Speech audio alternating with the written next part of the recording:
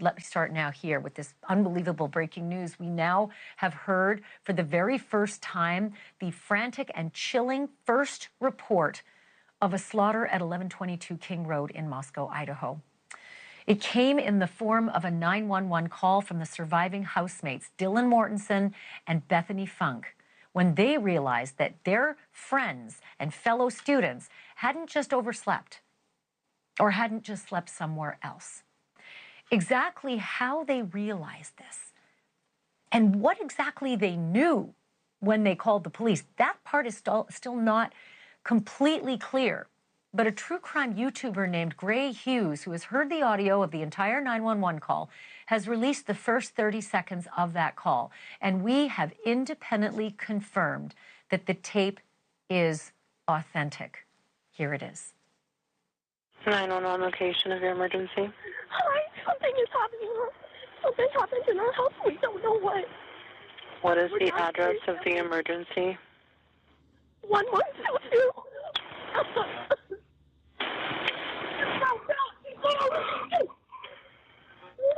What is the rest of the address? Oh, Kings Road.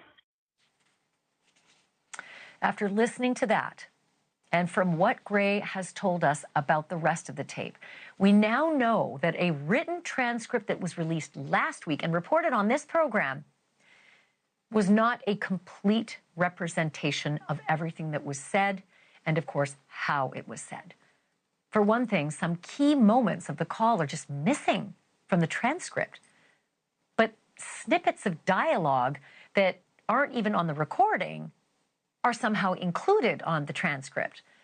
And obviously the words on the page, as you now have heard, they don't even come close to conveying the terror and the panic and the desperation on the part of those young callers. Here's an example from when the dispatcher says that help is on the way.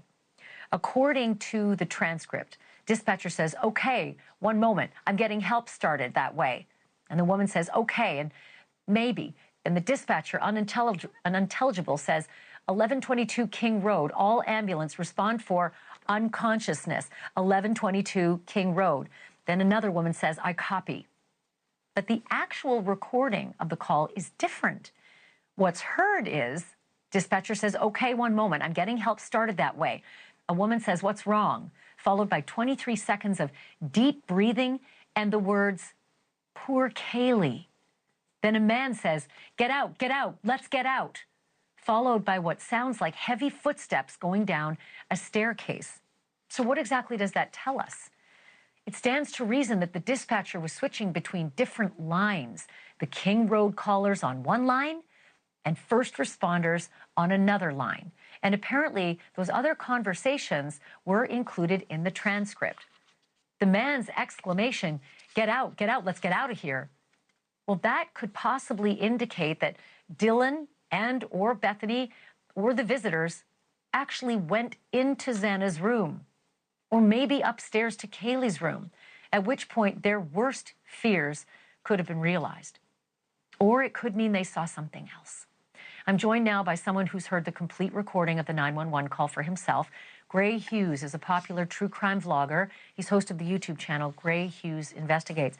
Gray, wow, that is really hard to hear. And I think I've read your transcript. I've seen your blog about this, and I think you're really on point. No one can see on a page what was conveyed by the voices on that call. Do you agree? Yeah, I really appreciate what you said at the beginning. I think the attacks on Dylan and Bethany over the 2 years have just been horrendous. I actually think that they should have released the audio much earlier, because you absolutely can hear how terrified Dylan is. It's hard to tell when Dylan or Bethany is speaking, if Bethany is speaking much at all. It seems like Dylan is on the call most of the time, and that's just what my perception is. But when you listen to it, man, they are just absolutely terrified. I sort of have a vision of that maybe they went up the stairs and sort of looked down the hallway, towards Xana's room and could see her body on the ground and never really went to the room, and they were just too scared to go verify their fears, something like that. You know, I keep thinking that the door was locked. I keep thinking that Xana's door was locked because had anybody actually opened the door and taken a look inside, which you would do if you're trying to reach your roommate who's not answering her door, right? You would open it and say, wake up, we're going to brunch, whatever it was. The call would have been a very different call. There would have been even more terror. There would have been more descriptions. There would have been a help, help, help, help. There would have been a lot more. So I wonder at the point, and I'll get here in a moment with you, but I wonder at the point where the boys' voices start saying, get out, get out, get out, let's get out of here, and you can hear them all, what sounds like going down the stairs and possibly outside, that maybe either they broke down that door or maybe they could see under the bottom of the door with an iPhone light or something, and maybe they got a glimpse of something that was terrifying but didn't know what the entire picture was. But let me draw your attention to one thing that you heard and wasn't on the transcript. And then when we were able to go over that, you're absolutely right. There was the name Kaylee was mentioned, and it's not on the transcript. And you picked it out very, very quickly. It said, poor Kaylee. This was a girl's voice, right? Saying, poor Kaylee. And it's kind of a whisper, there are a couple too. of scenarios that could be, right? Yeah. Uh-huh.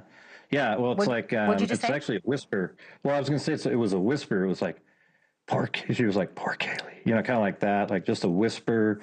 And it sort of makes you wonder, like, remember how she tried calling her in the morning and texting and they never got a response? So maybe after they saw what happened to Xana, she realized that the same thing likely happened to Kaylee. That's kind of how I picture wondered it. that, Or it's Gray. possible. Yeah, go ahead. Or I know that Kaylee and Xana were close. And so if something had happened to Xana, perhaps this is a roommate saying, oh my God, poor Kaylee, when she finds out about this. That's another possibility because if you're just whispering poor Kaylee, I think you would be saying more to the 911 operator saying, and there are other potential victims here, not just my roommate is unconscious, one person. Yeah, that makes sense. She could be referring to it like that, or it's, it seems like at some point maybe they went around looking around, but never wanted to actually go into rooms to verify it. Like I just picture these two being so scared, and once you verify the reality of a situation, that's when you're truly horrified. So they sort of avoided that as long as they could, and then when the friends came over, I think they took Bethany's phone, called 911, and then, that's when they got on the call and then had to actually go to Xana's room at some point. So yeah, and well, let's talk about that, because this house, I've mentioned this before on this program, prior to these girls moving in, this was a separate rooming house. So people rented rooms and they used the shared kitchen, living room, etc. But they had locks on all of these rooms. And I think it was Kaylee's dad who said he'd either been there a few weeks prior to them moving in, or Xana's dad had been there prior to moving in and changing the locks. So we know there were locks. We just don't know whether the doors were locked. Maybe Kaylee's room was locked upstairs, if the killer went out and closed it behind him or her, and if Xana's room was closed and locked. We don't know that, but it would stand to reason that this, and you tell me because you've heard the whole call. Does this sound like the phone call from 20-somethings who have seen a virtual bloodbath? It sounds like they weren't aware until the guy goes to the room. I don't know if if the name Evan or whatever it was on there, he goes to the room and he looks and you can hear him. That's when he's like, get out, let's get out. And I think you hear him breathing really hard. It might be him breathing hard and Dylan combined. But I mean, I think the look on his face is why Dylan made that comment about, I think she said, what's wrong? That you would be saying that to somebody who has a face of horror. And I think that's where that came from. And I mean, just listening to it is I don't think anybody really knew for certain what was going on until they made the 911 call and then went to the room itself and looked in and tried to wake her up. Gray, can I ask you this as well? There's a lot of confusion with this dispatcher, And the dispatcher says a couple of times, stop passing the phone around. I need to keep one person on and get a clear story. And after your report, having heard the footsteps going down the stairs, get out, let's get out, it made me wonder if some of the boys had witnessed something terrible, wanted everyone out of the house because it looked like maybe a killer was still in the house, as awful as that scene could be, and did not want to let on to Bethany and Dylan just how horrible it really was. And thus, they were quite reticent on the phone when they got on with the 911 operator and wanted to hand it back to Dylan.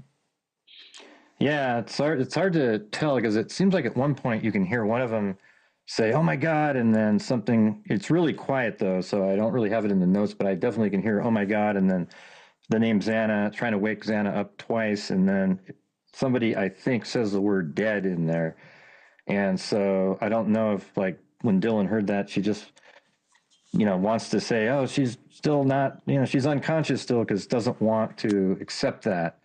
I mean, it's really brutal, even though, it's only a 4-minute call and you just hear different things. But, the portion where the male goes to the room and looks in, and you can tell that he's looking in, and Dylan's likely back by the stairs or something.